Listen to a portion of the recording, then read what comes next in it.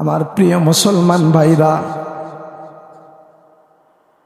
শিরিকের সাথে মুসলমানদের কোনো প্রকারের কোনো সম্পর্ক নেই। উপরের কোনো সম্পর্ক নেই, নিচেরও কোনো সম্পর্ক নেই। মুসলমানদের সব থেকে বড় শত্রুর নাম হলো শিরিক। মুসলমানের অন্তরের সব থেকে বড় ব্যাধির নাম হলো শিরিক। মুসলমান কোনো শিরিক করতেও পারে না, মুসলমান কোনো শিরিকের কাজে সহযোগিতাও করতে পারে না। ও আল্লাহর গোলাম, ও মুসলমান, এই কথার এইটা অর্থ কিন্তু এটা না মসজিদ থেকে বের হয়েই লাঠি সোঁটা নিয়ে হিন্দুদের উপর আক্রমণ করব, হিন্দুর মন্দিরকে ভেঙে দেব, হিন্দু যেখানে পাবো সেখানে মার লাগাবো। এর অর্থ কিন্তু এটা না। কারণ আল্লাহ বলেন, ইহুদি খ্রিস্টান মুসলমানের ব্যাপারে সব থেকে বড় শত্রুতা লালন করে, ওরা সব থেকে বড় শত্রু। কিন্তু মুসলমানরা হিন্দুর জন্য বড় শত্রু নয়, খ্রিস্টানের জন্য বড় শত্রু নয়, বৌদ্ধের জন্য বড় শত্রু নয়। মুসলমানের ছায়াতলে যে আসবে, কোরআনের ছায়াতলে যে আসবে, মুসলমানরা অবশ্যই অবশ্যই সবার জন্য প্রকৃত বন্ধু। মুসলমান ওরা শত্রুতা লালন করলে মুসলমানরা ওদের প্রকৃত বন্ধু। এজন্য আমাদের করণীয় কি?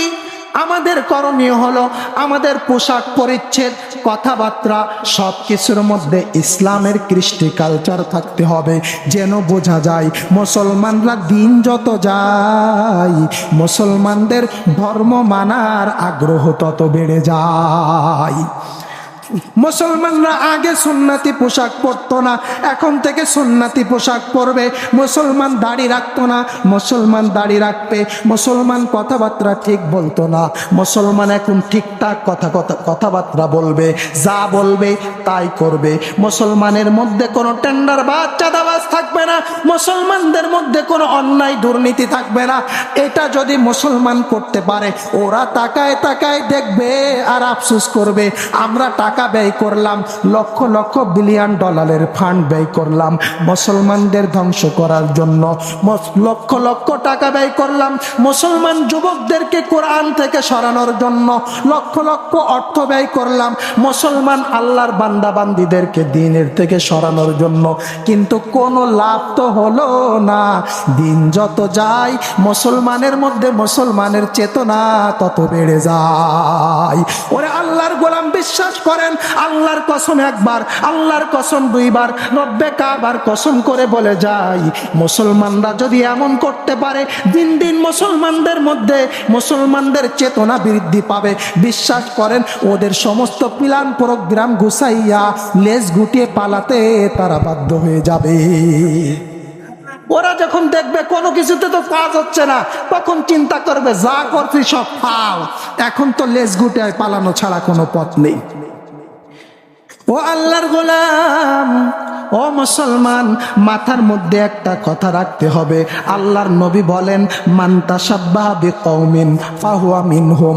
দুনিয়াতে যার সাথে যার ভাব, কিয়ামতের ময়দানে তার লাইন সেইটা হয়ে যাবে। চুলের ক্ষেত্রে তোমার পছন্দ হয় মেসি নেইমার, বিশ্বাস করো ময়দানে মাহশারে তুমি যে দেখবা তোমার সামনে মেসি নেইমার। রাজনীতির ক্ষেত্রে তোমার পছন্দ হয় মোদি ট্রাম্প, বিশ্বাস করো ময়দানে মাহশারে যখন উঠবা দেখবা তোমার সামনে মোদি ট্রাম্প। তুমি চুলের ক্ষেত্রে, পোশাকের ক্ষেত্রে, প্রত্যেকটা ক্ষেত্রে যারে পছন্দ করবা তুমি তার লাইনে থাকবা। ওরে আল্লাহর গোলাম, তোমার লাইনটা যদি মোহাম্মদের লাইন না হয়, তোমার লাইনটা যদি আবু বকরের লাইন না হয়, তোমার লাইনটা যদি ওমরের লাইন না হয়, তোমার লাইনটা যদি ওই ওসমান আলীর লাইন না হয়, তোমার এই 60 বছরের জিন্দেগির কোনো মূল্য নেই। আল্লাহর কসম, ওই দিন আল্লাহ তোমারে ধরবেন, আল্লাহ তোমারে পাকড়াও করবেন, শিকলের মধ্যে আবদ্ধ করবেন, গলার মধ্যে বেড়ি লাগাইবেন, আর ওই হামান কামানের পিছনে টানতে টানতে জাহান্নামের মধ্যে নিক্ষেপ করবে। এখন সিদ্ধান্ত তোমার, তুমি কারে ফলো করবা? মডেল বানাবা কারে?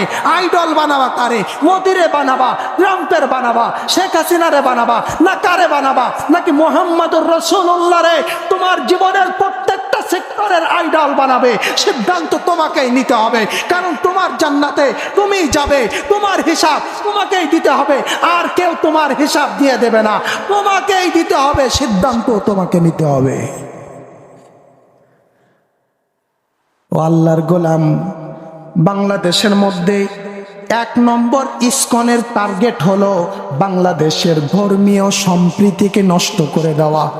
2 নম্বর ইসকনের 2 নম্বর মিশন হলো ভাগওয়া লাট্রা। আমার প্রিয় মুসলমান ভাইরা, এই জিনিসটা খুব ভালো করে বুঝবেন। এইটার মুখোশ উন্মোচন করার কারণে মহিবুল্লাহ আল মাদানিকে গম করে দেওয়া হয়েছে। আমার এটা মনে মনে আমি ভাবতেছিলাম, আমি এই কথা বলার কারণে মিডিয়ায় চলে যাবে, অথবা হয়তোবা আমার প্রতিও হুমকি দুমকি আসবে, কিন্তু আমি এটাও চিন্তা করেছি যে আল্লাহর কথা, যে আল্লাহর নবীর কথার জন্য নিজের জীবনকে উৎসর্গ করে দিয়েছি। এই আল্লাহর নবীর কথা বলার জন্য ফ্যাসিস্টের 17 বছরে 1 দিনের জন্য 1 মিনিটের জন্য যেমন কোনো ভয় পাই নাই, আল্লাহ তো এখন মুক্তি করে দিয়েছে। আল্লাহর দ্বীনের জন্য জীবন দিয়ে দেব, কিন্তু কোনো সত্য কথা বলার পিছনে ভয় করা চলবে। ভাগওয়া লাট্রা এটা ইসকনের সব থেকে বড় মিশন। ভাগওয়া অর্থ হলো গেরুয়া পোশাক, আর লাট্রা অর্থ হলো প্রেমের প্রতারণা। ভাগওয়া লাট্রা হলো গেরুয়া পোশাকের প্রেমের প্রতারণা। এটা ইসকনের একটা মিশন। সোশ্যাল মিডিয়ার সাথে যাদের সম্পর্ক নেই তাদের বুঝাইতে কষ্ট হয়ে যাবে। আমার প্রিয় মুসলমান ভাইরা, এই মিশনের জন্য, এই মিশন বাস্তবায়ন করার জন্য ইসকনের হাজার হাজার প্রশিক্ষিত ট্রেনিং প্রাপ্ত বাহিনী আছে। তারা সোশ্যাল নেটওয়ার্কের মাধ্যমে কাজ করে থাকে, আবার সরাসরি কাজ করে থাকে। কয়েকটা স্টেপে, কয়েকটা পদ্ধতিতে এরা তাদের মিশনকে বাস্তবায়ন করে। 1 নম্বর, এরা মানুষের কাছে সাধু সাজে। বিভিন্ন পেজ খুলে মেয়েদের পেজে এরা ইনভাইট পাঠায়, তাদের কাছে নিজেকে একজন আল্লাহওয়ালা বুজুর্গ, পরহেজগার, একজন সাধু, একজন আদর্শবান যুবক হিসাবে তারা প্রথমে পেশ করে। আস্তে আস্তে করে করে মেয়েদের, মুসলিম তরুণদের ভালোবাসা, আকর্ষণ এরা অর্জন করার জন্য চেষ্টা করে, বিশ্বাস অর্জন করে।